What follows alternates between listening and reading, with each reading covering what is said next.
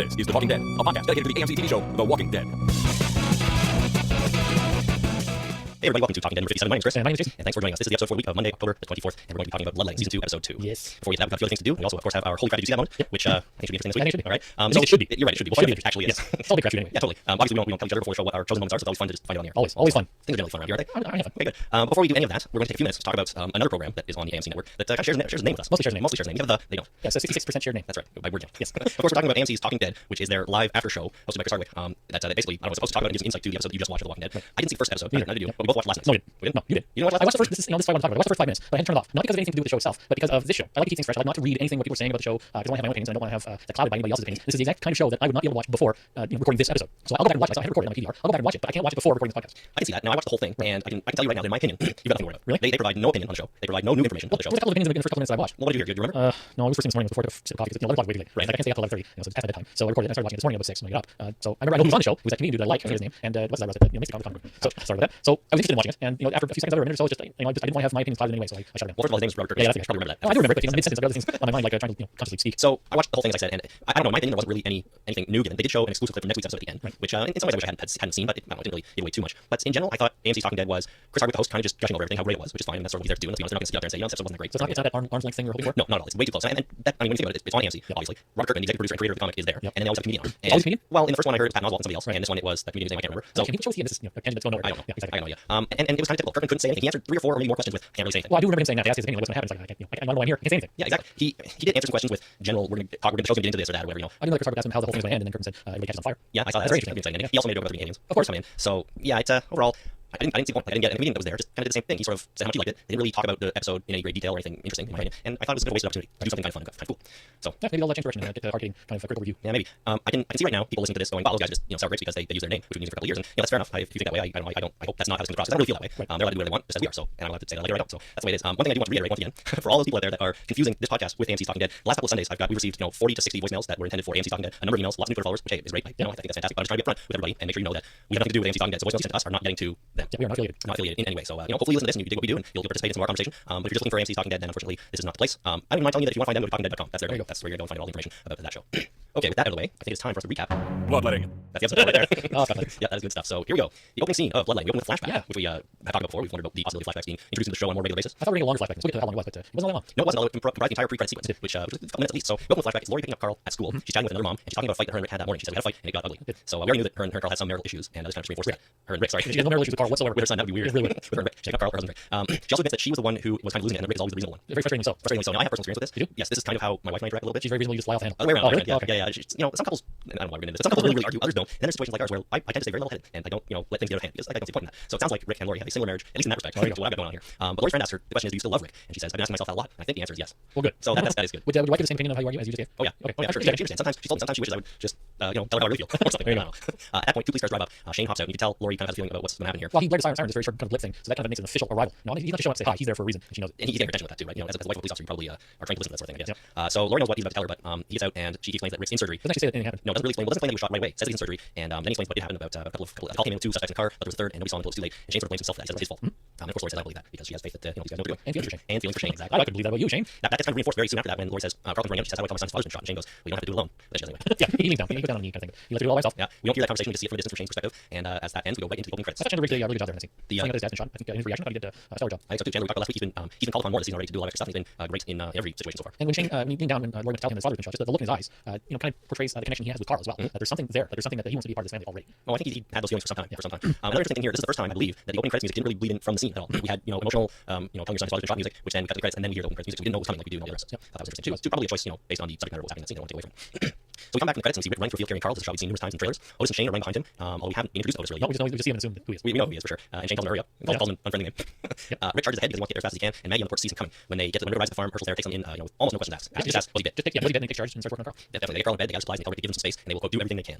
So Rick walks outside as Shane knows get there at that point. He wipes his face and there's blood all over himself, which was sort of nasty. But he's got other things on his mind. And Shane cleans him up, which was nice. Very loving. Very lovingly cleans him up. Absolutely. There's a couple of loving scenes between him and Shane this episode. So these 2 guys are still friends despite everything. Well, Rick doesn't know anything about what's going on yet. No, not yet. So there's no reason for him to think anything's wrong. He's his friend, his partner. That's right, partner. Shane's a little duplicitous there. Yes.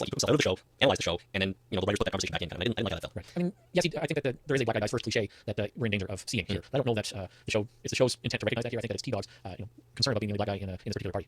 Right, I guess so. He's looking at who's there and what they're doing. He's like, you're the old guy, I'm the black guy. We're left behind here because they think we're weak. Yeah. Right. So let's just go. Let's just get the hell out of here. And Dale's like, yeah, I think you got a fever. Yeah, luckily Dale realizes that he's not himself, I guess, and tells him to settle down. He says, you've gone off the deep end. What's wrong with you? So we go back to our group, comes through the forest. Apparently they're only 100 yards from the highway again, but Andrea gets slightly separated. Seemed like she got separated from them awfully quickly. Like she's further away than she could have gotten in that time, but whatever, that's okay. And she's attacked by a zombie. That was a really cool shot. The way the zombies came up behind the tree. Yeah, I had to watch it a couple of times because the first time I watched it, it felt awkward to me. Really? Yeah, Cam was panning along, following her, and it's one of those. It's like the zombie wasn't moving. He was standing behind the tree until we went past the tree, and then we saw him. But that's exactly what happened. But I don't know, it felt awkward to me the first time I watched it. And when I saw it a couple more times, I was okay with it. But it felt to me the first time like he just materialized out there. No, I knew that he came out of the tree. I recognized that one out of the tree, from behind the tree. Yeah. But I thought that the whole fluidity of that shot was really neat. Just like she's walking along. It was a zombie walking along beside her, like it's always been there. Yeah. But it hasn't because of the tree. But why wouldn't the zombie come at her from the other direction when she was approaching the tree? Like he just wasn't looking? He's a lurker. Okay. No, he's not a walker. He's a lurker. I think they say he's a walker later on. But I think he was a lurker. He was just lurking behind the tree. They call them all walkers right now, to be fair. But yeah, okay, maybe he was just standing there, and as she passed, he heard her footsteps or something. But yeah, and they got a little wild turn, right? They're not like trying to turn on the dime. He's like, whoa, and he got her eventually. And he knocked her down on the ground. She starts screaming. Everyone else is running up, and suddenly Maggie on a horse rides up and baseball bats the zombie right off of Andrea. Yeah, Maggie's got that. It was pretty exciting. And also for that. We got a little slow mo scene there too. I think. I think it felt slow mo to me with Andrea going down around and then the bat coming through and slow motion in the zombie's head. Well, it felt a little CG to me. Like, oh, maybe. I think there was definitely some CG going on there. I was like, to do that with live action would be very difficult to do. Riding a horse, swinging a bat, guy jumping back. Oh, come on, it's professionals, that kind of thing. Yeah, well, I think there's a lot going on for that to be consistent and being able to dodge it flying back. Might take a bunch of takes. So I think that was CG the way you saw that. It felt a little weird. Okay, good. I'm not sure. But now the zombie is down. Maggie determines which one is Lori pretty quickly, and she explains that Carl's been shot. Rick is there, and Lori has to come with her right now. You know she had a holster for that bat? I don't know. On the horse, she put the bat in the bat holster on the horse. Hang out beside the horse. Yeah, right in front. Usually they have horse holsters for rifles, so maybe it was something similar. Instead of having a rifle, she had a bat in there. That's a great idea. So you ride a horse, you need a bat, take the bat out, and give them whack. Do something with it. I wonder if it's similar to what they would have in the game where horses polo. Is that what it's called? They usually hang on to those now. I was gonna say cricket. It's not cricket. Oh, sorry. But it is polo. I think they ride around and swing thing all the time. They don't have time to put them in a holster. Right. Okay. Well, whatever. I just figured It's like hockey. They don't have a holster for a hockey stick. It'd be cool to go back. You gotta be doing stuff with that. Exactly. Okay. So the rest of the group, after Maggie and Lori ride off in the sunset, the rest of the group make back to the highway and basically update Dale on what's going on. Well, you missed Daryl shooting the walker. Shut up and shoots him in the head. Yeah, I know. That was kind of fun. The walker leans back up and barely gives him the bolt to the head. Yep. So we get back to the highway and update Dale. There you go. More at the farm, Rick is on the porch talking to Herschel about the farm. Herschel tells him about the people they lost to the epidemic. Herschel's confident that cure is coming and compares it to AIDS. Yes, he does. He says mankind can fight plagues since the start. We got behind skate for a while and then we bounce back. And Rick says, I wish I could believe that. Yep. Rick doesn't think there's any comeback from this. But Herschel thinks it's admittedly bad, but nothing that mankind hasn't dealt with before. We just have to ride it out until we find a cure. I think this is a very important conversation. I think that this kind of sets the tone for Herschel's slightly askew view of reality. Because he doesn't quite accept this as a full apocalypse. He still thinks this is a zombie situation or a zombie crisis. Right. It's not, he doesn't think it's a full zombie apocalypse. Right. He thinks they're going to come out of it. That's right. He thinks they're just going to ride this out. They're going to come up with a cure and then everything will be fine. He's not. He's just slightly off of at least Rick's reality, right? And that party's reality. They know that it's full zombie apocalypse. Is the end here. We have to fend for ourselves. Is that the world as we know is gone. Whereas Herschel doesn't think the world is gone. He just thinks that this is a rough time. Yes, but we'll get past it. Yeah, and it's also the second or third time that a cure for this has been mentioned on the show, right? It's certainly brought up in this time span a lot more frequently than it ever was in the comic book. Right. And just the concept that this could be solved or cured, not only bring the zombies back to life, of course, but make it so that anyone still living wouldn't become a zombie. Right. I wonder if that's going to continue. If they're going to keep sort of that theme going through, season 2 and beyond. I think they still haven't explained the helicopter. Well, sure. Yeah, I think I'm starting to think that Rick just, he just imagined it. I don't know. Maybe. I didn't imagine it. No, it was definitely there. Was a camera there. Yeah, that's right. Did you also notice in the episodes? Did you watch all of them? No. Well, there was a couple of helicopters in those episodes, but those right, were upgraded. Yeah. So, but the helicopters are around. It seems like. Yeah, they are generally. Who knows? So at this point, Lori and Maggie ride up, and Rick greets them. They hug and go inside. Lori lies down beside unconscious Carl and tells him, "Mommy's here. You're going to be okay." So hopefully that's nice. We go to commercial. We come back. And Rick is giving more blood. He's having a hard time getting up this time. That's a little green too. He wasn't looking great. Yeah. Definitely a little pale. Lori says Carl wanted to do the same for Rick when he was in the hospital, but she had to talk about it. Yeah, good a little young for blood. Forgive him very much, that's for sure. Now Lori gets updated on the situation, and she calls Lois the idiot who shot my son. On one hand, I don't blame her. This is the idiot who shot her son, but she doesn't have all the details right now. She's still angry. She's just angry, exactly. Herschel reveals to them at this point that he's only a veterinarian and not an actual legal doctor. Well, I had the same confusion we did. Yeah. They said, I'm a vet. Oh, good, you're a veteran. You have a medical. You're a combat doctor. I don't know, I'm a veterinarian. Yeah, that's fine. We didn't know that. I don't think we had that confirmed until actually last night. Right. So there you go. He's a veterinarian. Lori's having a lot of faith in his abilities right now. She said, and this was a great line. She said, "You're completely over your head, aren't you?" And Herschel says, "Ma'am, aren't we all?" My wife said that line slightly before Herschel. Said, "You're completely over your head, aren't you?" And they said, "They all are." Yeah. I just love how Herschel delivered it. He's so polite with it all the time, calling her ma'am and so on. And ma'am, aren't we all? Yeah, really well done.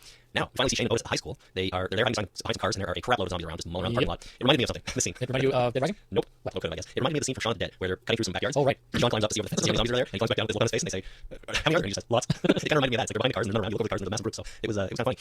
But before we see them do anything, we cut back to the highway, and everybody's talking about heading to the farm. The only problem is Carol won't go because she thinks that Sophia's going to potentially come back to find them on the highway. That's very reasonable. That'd be a very big concern. What if she does find her way back here? And everybody's gone. Horrifying for a little girl. Gone through horrifying experience, spending a night and day in the forest by yourself, coming back just to find anybody left you behind. Well, exactly. They'd never find her at that point. She could wander off in any direction then. Yeah. And so Andrea and Daryl agree to stay. They think it's not reasonable to leave here. And Dale says, "Well, the RV's staying, I'm staying." Well, I wouldn't. His car. They also tell Glenn that he has to go find the farm to reconnect with their people. Right. They need someone to go, and I guess tell them that we're still looking for Sophia, but we understand what's going on over here. Me? Why me? Yeah, that's right. He wanted to stay. He's like, "Oh, I gotta go." Always me. They also talked about wanting to get T-Dog to the farm for some treatment. Of course, he's dying of a blood infection. Now at this point, Daryl says, "Well, I need to say something." He pulls out a bag full of medicine, including antibiotics and illicit drugs against his brothers. Did you get Breaking Bad I reference? did. You're stealing my Holy Crap to see that. Go on.